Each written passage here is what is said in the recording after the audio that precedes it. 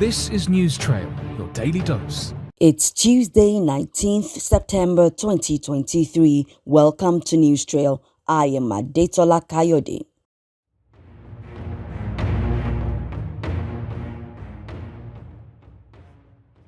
Presidents Bola Ahmed Tinubu and Cyril Ramaphosa have met on the sidelines of the 78th United Nations General Assembly in New York. Tinubu told his South African counterpart that it is high time the continent joined hands and agreed that international finance institutions require reforms since the continent is not a ground for economic scavenging any longer, but a place with gifted people ready for investment and cooperation. He said Africa must have a consensus view that the hundreds of billions of dollars spent through international development finance institutions over the years must meet the specific needs of developing democracies in Africa. Ramaphosa said his country is keen on deepening economic ties since Nigeria and South Africa are the two major economies on the continent, and particularly in the light of the African Continental Free Trade Agreement. Recognizing President Tinubu's effective stewardship as the chairman of the Economic Authority of Heads of State, the South African leader said Southern Africa needs to emulate the solidarity being demonstrated in West Africa following the Niger crisis.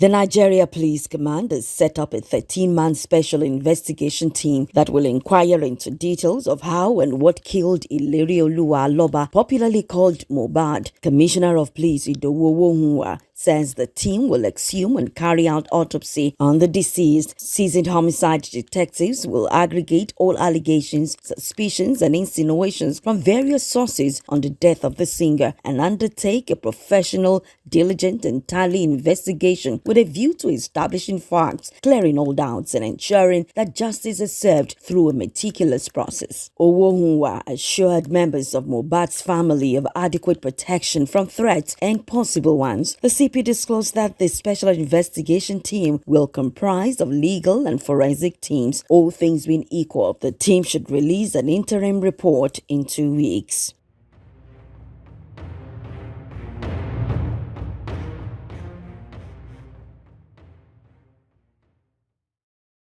After being freed from Iranian detention, 5 Americans are on their way back to the United States after initially stopping in Doha, Qatar. The 5, all of whom have been designated as wrongfully detained, were freed as part of a wider deal that includes the U.S. unfreezing $6 billion in Iranian funds. The release of the Americans brings to an end a years-long nightmare for those who had been detained. 3 of those who were part of the deal, Ahmad Shaghi, Mora Tabaz, and Siamak Namazi, had all been imprisoned for more than 5 years. Namazi had been detained since 2015. The identities of the other 2 Americans are not publicly known. Siamak Namazi's mother, Ifi Namazi, and Murad Tabaz's wife, Vida Tabaz, who were previously unable to leave Iran, were also on the same flight from Iran to Doha. They were flown out of Tehran on a Qatari government jet to Doha on Monday afternoon local time before taking off for the Washington, D.C. area to be reunited with their families.